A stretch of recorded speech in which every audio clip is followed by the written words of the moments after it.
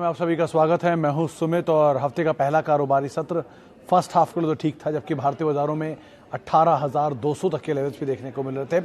11 साढ़े 11 बजे के अराउंड मार्केट में हायर लेवल से कुछ बिकवाली आते हुए दिखाई पड़ी और उसके बाद एक सीमित दायरे के अंदर ही निफ्टी कामकाज करता रहा। सेकेंड हाफ में पूरे सेकेंड हाफ करीब 12 बजे के बाद से लेके आखिरी सत्र तक आते आते मार्केट एक रेंज के अंदर ही ट्रेड करता हुआ दिखाई पड़ा।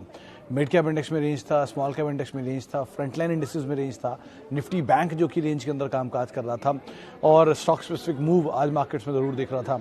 थोड़ी बहुत खरीदारी आज फार्मा में थी, 1.5-2% के आसपास ही तेजी शुरुआती कारोबार में थी, बाद में 1-1.25% के आसपास का उछाल वहां बनता हुआ दिखाई पड़ा और उसमें भी लीड कर रहा था Biocon, Apollo hospital, Fortis health care, Indraprastha medical, Syngene, Glenmark, ये कुछ ऐसे नाम है जहां पर आज खरीदारी आते हुए दिखाई पड़ रही थी। एटलीस्ट फार्मास्यूटिकल स्पेस में आज प्रेशर था। मेटल में coal India, JSW steel, Tata steel, Hindalco, ये कुछ ऐसे नाम थे जहां प्रेशर था। बैंक्स में एक्सिस, आईसीआईसीआई, एसबीआई, ये कुछ ऐसे नाम जहां पर थोड़ी बहुत बिकवाली आते हुए दिखाई पड़ रही थी। इसके अलावा अगर कुछ और स्टॉक्स की बात की जाए जहां पर आज प्रेशर या तेजी थी, तो आज निफ्टी को लीड कर रहा था power grid, Cipla, ITC, ONGC, ऐसे नाम जहां पर खरीदारी थी।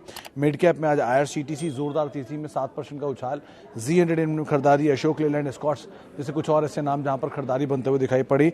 एफ&ओ गेनर्स में आज अपोलो हॉस्पिटल तेजी में था, लॉरस लैब एक बढ़िया मूव यहां आता हुआ दिखाई पड़ा। इनफैक्ट हायर लेवल से काफी बिकवाली के बाद यहां पे पुल बैक था। मेट्रोपोलिस, सिंजिन, कुछ और ऐसे नाम जहां पर मिड कैप में मूव आता हुआ दिखाई पड़ा। आज आईटी में तेजी थी जिसको मिड कैप आईटी लीड कर रहा था। एम्फेसिस, कोफोर्ज, टीसीएस, माइंडट्री, ये कुछ ऐसे नाम जहां पर खरीदारी का दौर बनता हुआ दिखाई पड़ा। और उसके अलावा आज के लिस्टिंग शानदार मूव रहा आज पीबी फिनटेक में करीब 27-28% की तेजी के साथ। सिगाची जो कि करीब 250% का एक रिकॉर्ड उसने क्रिएट किया, अब तक के इतिहास में 20 साल में ऐसी कोई इतनी प्रीमियम पर लिस्टिंग होते हुए नहीं दिखाई पड़ी। 180% पिछली प्रीमियम लिस्टिंग थी जिसको ब्रीच करके सिगाची ने करीब 247% के आसपास की एक प्रीमियम लिस्टिंग दिखाई। इसके अलावा एसजेएस एंटरप्राइजेस अनुमान था कि बेहतर साइड पर लिस्टिंग होगी, लेकिन numbers more less flat to negative side पे आते दिखाई पड़े। शुरुआती कारोबार में 5-6% की बिकवाली, लेकिन बाद में ईज आउट होने के बाद फ्लैट टू नेगेटिव टोन पर ये जाके बंद होता हुआ दिखाई पड़ा। नंबर्स के बाद रिएक्शन था नाइका में करीब 6% की बिकवाली, लोअर लेवल से एक स्ट्रॉन्ग पुल बैक वहां आता हुआ दिखाई पड़ा। नंबर्स के बाद कोल इंडिया फिसला, हीरो मोटोकॉर्प में खरीदारी देखने को मिली। इसके अलावा नंबर्स के बाद आज इंपैक्ट आता हुआ दिखाई पड़ा हिंडाल्को से स्टॉक्स में, जेके सीमेंट में, स्पेंसर रिटेल में, दिलीप बिल्डकॉन में, ऐसे कई नाम हैं जहां पे नंबर्स के बाद आज रिएक्शन आता हुआ दिखाई पड़ा नेगेटिव साइड पे इधर और पॉजिटिव साइड पर। तो ये पूरे बाजार का हाल, पूरे बाजार का लेखा जोखा जहां पर आज भी एक सीमित दायरे के अंदर कामकाज होता हुआ दिखाई पड़ा और अलग अलग स्टॉक स्पेसिफिक स्टोरीज मार्केट के अंदर बनते हुए दिखाई पड़ी। चलिए अब शुरुआत करते हैं कुछ सवाल जवाब के सिलसिले की। Sir, best IPO lead manager, stocks to buy as IPOs blossoming. Sir, सबसे ज़्यादा तो मेरे ख्याल से कोटक और जेएम फाइनेंशियल ने की हैं आज तक लीड मैनेजर में, सबसे अच्छे लीड मैनेजर चल रहे हैं। लेकिन आप फिर भी कोटक को मान के चलिए। कोटक में ना केवल इस वजह से, बल्कि आप इस वजह से भी इसमें खरीदारी कर सकते हैं कि एक एसओटीपी वैल्यूएशन के लिहाज से अगर देखेंगे, सम ऑफ द पार्ट वैल्यूएशन, जिसमें एसबीआई की तमाम सब्सिडरीज जो लिस्टेड हैं उनकी वैल्यू आप जोड़ते हो, आईसीआईसीआई में जितनी सब्सिडरीज लिस्टेड हैं उनकी वैल्यू को जोड़ते हो, लाइकवाइज एचडीएफसी में भी आप जितनी सब्सिडरीज लिस्टेड है उनको जोड़ते हो। लेकिन कोटक इकलौता ऐसा बैंक है जिसमें अब तक कोई सब्सिडरी लिस्टेड नहीं है। एएमसी कारोबार अलग है, इनके बाकी सब्सिडरीज अलग हैं जो कि इस कारोबार के अंदर ही आते हैं। आप कोटक के एक पर ही एनुअल जो नतीजों के साथ प्रेजेंटेशन आती है उसे देखिएगा, उससे आपको आइडिया लग जाएगी कितनी वैल्यू इसके अंदर अभी भी बाकी है। और ये इकलौती बैंक है जिसके अंदर अभी सब्सिडरीज लिस्टेड नहीं है। तो ये लिहाज से देखो तो एक हाईली अंडर वैल्यूड सिचुएशन आपको दिखाई पड़ेगी। तो कोटक को आप सेफेस्ट साइड में मान के इसमें चल सकते हैं। कौशिक साहब, अगर आप थक गए हैं एवरेज करते करते तो मत करिए, वेट कर लीजिए, अपने आप पुल बैक आ जाए कुछ ना कुछ दिन में। सो फार तो टाटा कम्युनिकेशन है, मुझे ऐसा कोई बुरी आंकड़े नहीं पता चले। वही क्वार्टर के नंबर लास्ट हैं जो इन्होंने दिए थे। कोई नेगेटिव न्यूज़ फ्लो नहीं है, इस ग्रुप के साथ कोई दिक्कत अब तक नहीं सुनने को मिली है। मे भी ये हो सकता है कोई बड़ा फंड एग्जिट कर रहा हो, कोई बड़ा निवेशक एग्जिट कर रहा हो, इसलिए 1500 से शेयर टूट के 1200 रुपये की रेंज में आ गया है। लेकिन एज सच कोई नेगेटिव न्यूज़ तो नहीं सुनने को मिली है। तो आप बने रहिए, कोई दिक्कत नहीं है। आप एवरेज कर सकते हैं तो ठीक है, नहीं कर सकते तो वेट कर लीजिए, ज़्यादा बेटर है, क्या दिक्कत है इसमें। लेकिन सो फार फंडामेंटल में कोई फेरबदल नहीं सुनाई पड़ा इसके बारे में। अच्छा, Naukri and Galaxy Surfactants long term, Anil ji, Naukri के केस में तो अभी नंबर, इसके इन्फो एज के नंबर आए थे शनिवार को शायद, लेकिन खैर जो भी हो, एक बड़ी तेज़ी दिखाने के बाद एक रेंज के अंदर ट्रेड कर रहा है। इक्विटी साइज़ छोटा है लेकिन एफेंडो का स्टॉक है तो शॉर्टिंग अपॉर्चुनिटी है, तो ये तो एक इसके लिए ट्रिगर है। गैलेक्सी सर्फेक्टेंट ज़्यादा बेटर सिचुएशन में दिखाई पड़ता है और नए तरह के कारोबार में, तो उसको आप एटलीस्ट थोड़े समय के लिए होल्ड कर सकते हैं। बट हैविंग सेड दैट, आपको जरा नंबर्स को ज़रूर ध्यान रखना पड़ेगा, कैसे क्वार्टर बाय क्वार्टर, छमाही भर छमाही कंपनी के नंबर आते हैं, और उसके हिसाब से आपको यहाँ पर लंबी अवधि में कॉल लेकर रखना होगा। अच्छा जी, आगे बढ़ते हैं। और पॉलिसी बाजार बाइंग अपॉर्चुनिटी, शिवम साहब आज सुबह दोपहर में रादर पॉलिसी बाजार की मैनेजमेंट से हमने बातचीत की थी।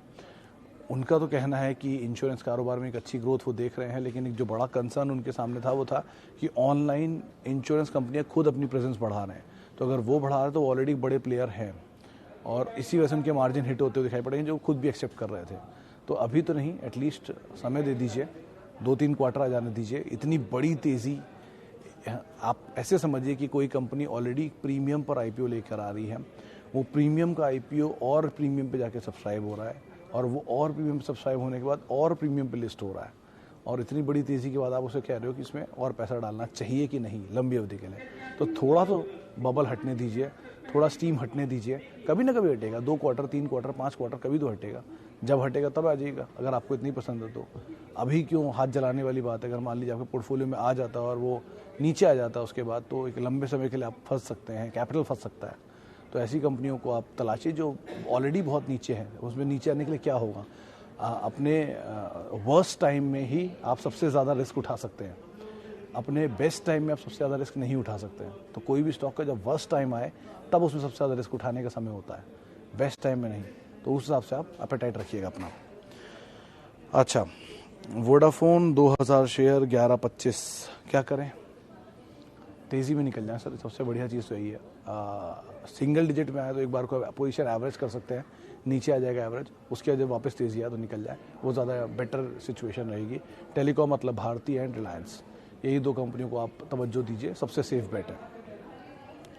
अच्छा, BSC limited bought at 624, Ghoshal साहब होल्ड करिए, कुछ मत करिए, बढ़िया दाम पे खरीदारी, शेयर चल भी अच्छा रहा है, आज भी बढ़िया चला है, तो बने रहना ज़्यादा बेटर रहेगा। ये हो सकता है कि आपके पास अगर बहुत बढ़िया पोजीशन है तो आप थोड़ा सा पैसा निकाल के अपनी कॉस्ट को एटलीस्ट फ्री कर लें और प्रॉफिट के शेयर को छोड़ दीजिए हमेशा के लिए, वो ज़्यादा बेटर है। लेकिन अदरवाइज आप बने रहिए, कोई दिक्कत नहीं है इसमें। अच्छा जी, आगे बढ़ते हैं। और BSC पे हम बातचीत कर चुके। IB रियल देखा था मैंने अभी भी कहीं,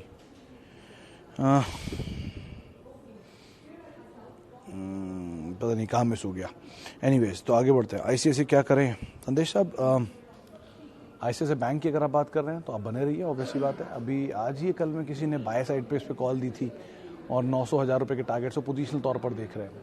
आशीष बहेती थे शायद जिन्होंने इस पर कॉल दी थी तेज़ी की। तो आप वैसे बने रहिए, देश का सबसे बड़ा निजी बैंक है, मार्केट कैप के लिहाज से शायद दूसरा सबसे बड़ा बैंक है, तो आपके लिए राय है कि आप बने रहे, कोई इशू नहीं है इसके अंदर, कोई दिक्कत नहीं है। एटलीस्ट बैंकिंग स्पेस में टू बिग टू फेल वाले बैंक्स में आता है ये, तो आपके लिए वैसे भी कोई दिक्कत नहीं है, आप आराम से बने रहिए। अच्छा, आगे बढ़ते हैं। और फर्स्ट सोल्यूशन 1 से 2 साल के लिए बाइंग लेवल। अल्पेश साहब, रिसेंटली नंबर्स के बाद टूटा था, तो जो गिरावट आई थी वो लेवल्स को आप ध्यान रखिए, जहां पर आप थोड़ा बहुत एवरेज कर सकते हैं। लेकिन अगर आप IT में जाना ही चाह रहे हैं तो जेंसार, हैप्पीएस्ट माइंड, जेंसार क्योंकि सेम ही ग्रुप की है, और Happiest Mind, Tata Elxsi, L&T tech, L&T Infotech, Mindtree, इनको भी आप ध्यान में रख सकते हैं। सिर्फ डबल डिजिट के चक्कर में मत पड़िए कि डबल डिजिट का स्टॉक है इसलिए आप ले लीजिए, जैसे सुबेक्स भी है, लेकिन ये कुछ स्टॉक हैं जो सेफर बेट के तौर पे आप मान सकते हैं जब बाजार ऑलरेडी इतने हाई पर है तब। ओके सर, हाँ नीलेश साहब, बिल्कुल सही भाव लग रहा है हीरो मोटोकॉर्प का।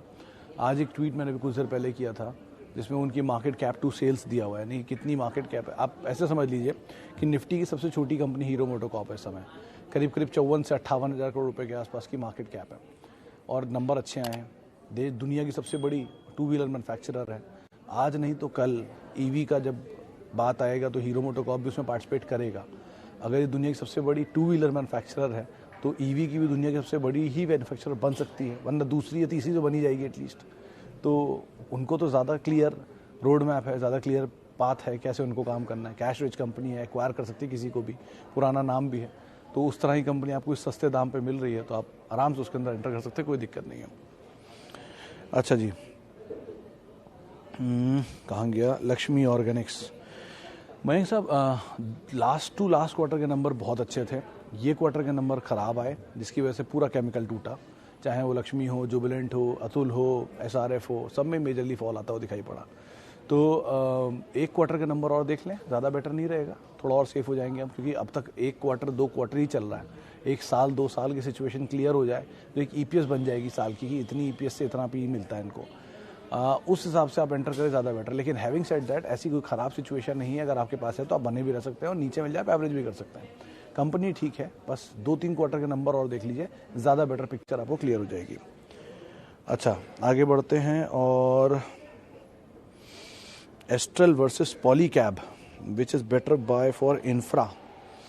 सर, इंफ्रा के लिए पॉलीकैब ज़्यादा बेटर है, क्योंकि वो डायरेक्ट प्ले है। एस्ट्रल पॉली रूरल में ज़्यादा है, पेंट्स में है एस्ट्रल पॉली, इसके अलावा एडहेसिव्स में है थोड़ा बहुत, लेकिन ज़्यादा क्लीन काम जो है इंफ्रा से रिलेटेड वो पॉलीकैब का है। वायर, केबल, स्विचेस, इसके अलावा केबल्स बड़े वाले पावर के, तो वो ज़्यादा कंज्यूमर इलेक्ट्रॉनिक रिलेटेड काम है, तो उसमें आप एक बार को जा सकते हैं। बस हैविंग सेड दैट, दोनों ही बहुत महंगे हैं, तो अगर थोड़ा नीचे मिल जाए तो ज़्यादा बेटर सिचुएशन होगी। अच्छा, आगे बढ़ते हैं, और थायरो केयर में क्या करना चाहिए। प्रीवियस होल्डिंग बने रहिए सर किशन जी, ऐसा तो कुछ प्रॉब्लम नहीं है, फेर बदल ज़रूर हुआ है मैनेजमेंट के अंदर, तो समय दीजिए, नंबर्स को रीड करते रहिए, थोड़ा स्टेबलाइज होने दिए कामकाज, क्योंकि आज अपोलो हॉस्पिटल को इतने अच्छे बाजार ने तेज़ी दिखाई है, 5200 के आसपास ले आया, और इनके हॉस्पिटल कारोबार के साथ साथ इनका जो पैथ लैब का कारोबार है उसकी भी वैल्यू है कंपनी के अंदर, तो बाजार उसको प्रीमियम दे रहा है, तो इनको भी देगा। ये ऑलरेडी वैसे भागे भी, मेट्रोपोलिस आज क्या चला भी था, तो बेटर यही है कि बने रहिए और ऊपर के लेवल पे थोड़ा प्रॉफिट ले लीजिए, फ्री के शेयर छोड़ दिए, सबसे अच्छी तरीका होता है। लेकिन इस सेक्टर में सबसे अच्छा अपोलो हॉस्पिटल के साथ ही रहिए, या फोर्टिस हेल्थ केयर में, सेफेस्ट बेट हैं दोनों। आप लार्जेस्ट एंड सेकेंड लार्जेस्ट साथ हैं, सबसे अच्छा वही है।